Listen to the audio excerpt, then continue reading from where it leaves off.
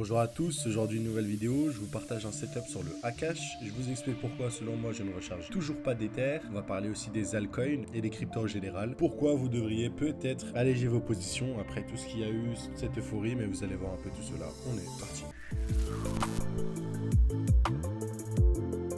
Comme d'habitude, formation Smart Money, concept offert dans la description si jamais ça vous intéresse, tout simplement. Ceci étant dit, on va pouvoir commencer. Juste ici, on est sur le Akash Network. Donc voilà l'analyse. Donc on revient dans une... Voilà, la structure est aussi, vous l'avez vu. On explose, on retrace, on explose, on retrace. Et là, on l'accumule de manière assez importante avec une jolie création de liquidité, ok, prise de liquidité et notre COS. Donc ça nous valide du coup notre accumulation. C'est comme un target, c'est la poche de liquidité ici. Hein. On a beaucoup de stop loss qui sont rangés ici, tout simplement la Money. Hein. Vous voyez ici, c'est une résistance. Donc les gens shortent le Akash et se disent bon bah là c'est une résistance. Donc là on a pas mal de choses à venir chercher, surtout pour splash en short pour la Smart Money. Quand je regarde le bloc institutionnel à l'origine, ok, de l'impulsion baissière, on est venu le mitigater de 3 fois, on est revenu 3 fois dedans. Mais ce serait intéressant de revenir dedans une dernière fois, chasser tout le monde avant de repartir plus bas, si on doit repartir plus bas, ou bien juste parce qu'en fait, si vous vous rappelez, il y avait une distribution, hein, je l'ai partagé aux élèves de mon école en tout cas. Je sais pas si j'ai eu le temps de faire une vidéo YouTube dessus, mais voilà, on avait magnifiquement ça. On est venu chercher la tiers,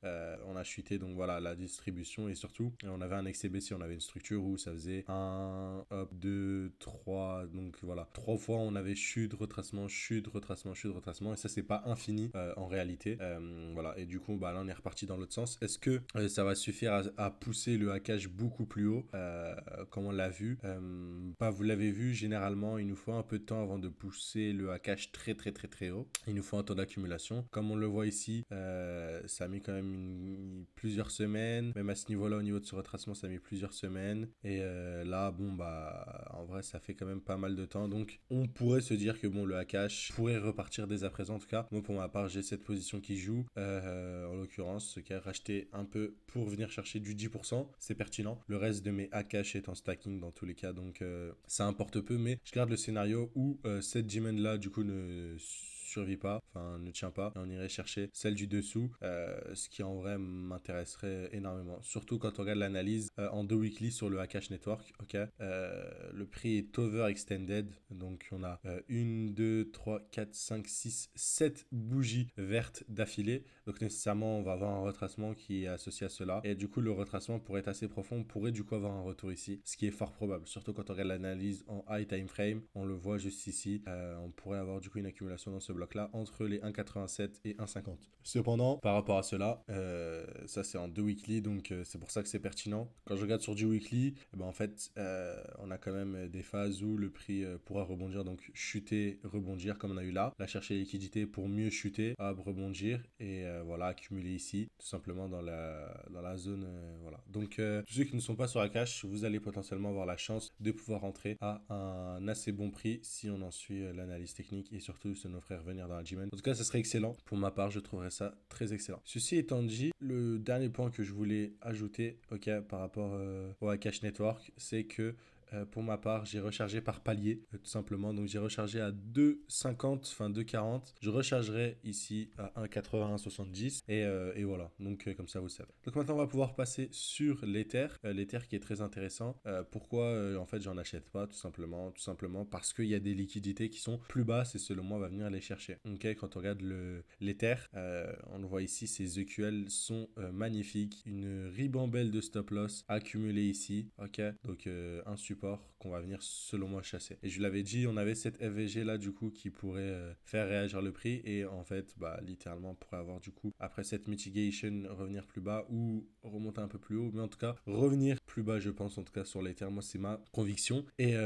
sur l'Ether on pourrait revenir dans des zones assez intéressantes et vous le savez, j'aime les FVG en monthly, donc on peut aller en monthly et aller voir celle qu'on pourrait combler. Donc là on a la G-Ment combinée avec la FVG juste ici. Voilà, en tout cas pour moi c'est un Ether minimum entre 2040 et 1892, selon moi en tout cas, selon mes attentes, c'est le minimum qu'on devrait avoir. Voilà. Et maintenant on va revenir un peu sur les altcoins, pourquoi c'est assez dangereux de les avoir à l'heure actuelle. Vous le voyez au niveau du prix, bon on n'est toujours pas dans cette zone là, donc certes il y a une explosion des altcoins qui s'en vient, on est d'accord, ça on est sûr que là il y a énormément d'argent qui devrait être injecté, pour moi on devrait au moins revenir ici, mais voilà, déjà là depuis qu'on avait lancé le challenge 500 ou 10 000, d'ailleurs rejoignez le Telegram, c'est là où je partage les petits setups intéressants sur GSZ Trading, on a lancé notre Instagram Instagram. Et oui, du coup, le fameux challenge, on est passé à 10 000, de 500 à 10 000. C'est grâce en fait à cette explosion des altcoins tout simplement. Et du coup, on a profité de juste cette phase-là en fait, où on a eu des altcoins qui ont fait des trucs assez fous. Maintenant, quand on regarde un peu dessus, voilà, en 2 weekly, on était overextended sur le prix. C'était sûr que 1, 2, 3, 4, 5, 6, 7, 8 bougies rouges d'affilée, c'était sûr qu'on devait avoir un retracement. Et on l'a vu, on a même eu une jolie distribution, hein, comme d'habitude. Vous le savez, vous connaissez le topo. Création de liquidité juste ici,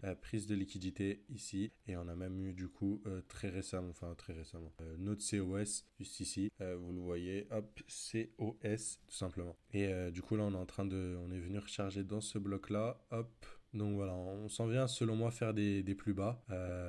Après, difficile d'analyser quand même cette charte là, parce que bon, il y a beaucoup de QH, EQL sans forcément que ça signifie quoi que ce soit, ok. Mais en tout cas, moi, la philosophie que j'essaie de vous partager, c'est de vous dire que bah, là, c'est un espèce de cluster de liquidité où les gens ont mis leur stop loss en se disant que c'est un support. Donc nécessairement pour moi, on va venir les liquider. Et du coup, en fait, quand on regarde sur du weekly, ce que ça nous donnerait, si on a cette vision là, ça nous donnerait un prix qui revient au moins dans la G-Mend, tu vois, au moins celle-là, voire un peu plus profondément. Et quand on regarde dans 2 weekly, là où on est overextended, là où ce serait sain pour le prix de redémarrer, entre guillemets, ce serait un retour au 0,5 de Fibonacci, donc à 650 millions. Du coup, là, ça ferait un peu mal aux altcoins, mais ça nous permettrait de recharger. Et du coup, ça serait en adéquation avec notre théorie du Akash qui peut retracer beaucoup plus bas, l'Ether aussi, le NIO aussi qui pourrait aller plus bas, et ainsi de suite. Et aussi, ça collerait avec un Bitcoin qui nécessairement qui chute, hein, parce que si Bitcoin chute, tout le monde va chuter. Donc voilà, par rapport au total 2. Et je vais finir du coup cette vidéo vite fait pour vous faire un petit rappel sur Bitcoin. Pourquoi sur Bitcoin, au niveau du scénario que je vous ai partagé, il y a quelque chose d'assez important. Vous vous rappelez,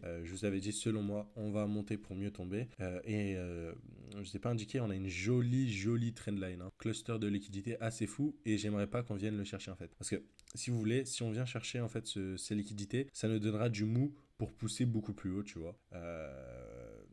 Jusqu'à où on ne sait pas, mais ça pourrait nous donner énormément de mou pour passer beaucoup plus haut que les 49 000. Cependant, si là on veut un scénario où ça peut être baissé, ça nous permet de recharger, il faudrait qu'on ait un retour du coup dans le bloc, ok, bloc institutionnel, histoire de refermer tous les ordres qui manquent, et dès qu'on est dedans, là pour mieux chuter en fait, et à liquider toute cette trendline au moins. Et en fait, quand on va liquider tout cela, au moins ça nous fait déjà une première zone cohérente. Si tu prends une position à la vente de prise de profit, ça pourrait être cohérent tout simplement. Et après, si jamais c'est très baissier, on s'en vient faire des plus bas, donc aller chercher ce niveau là. Et pour moi, c'est le scénario le plus propice. Je suis assez baissier pour le moment, mais bon, si je vois une accumulation sur ma charte ici, je rachète et j'en ai rien à faire, hein, même si ça m'arrange pas. Si le chart me dit que c'est haussier, on rachètera, comme ce qu'on a eu ici, hein. Je me rappelle, moi je voulais qu'on vienne liquider cette zone là, ok, en spot. On n'est pas venu, mais pourtant on a bien eu notre accumulation de fou, tu vois. On a une accumulation de fou ici, donc